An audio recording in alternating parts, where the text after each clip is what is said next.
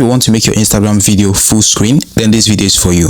In this video, I'm going to show you how to make your Instagram video full screen. So right here is the homepage of my Instagram app. The first step you need to take is to go to the Reel section. So you just need to scroll through the Reel section and find the video that you want to view in full screen.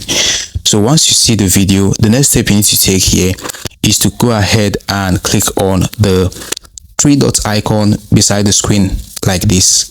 You need to scroll through this option and you're going to find the option where it says View Full Screen. So once you see that, click on it like this and you're going to be able to view this reel in full screen.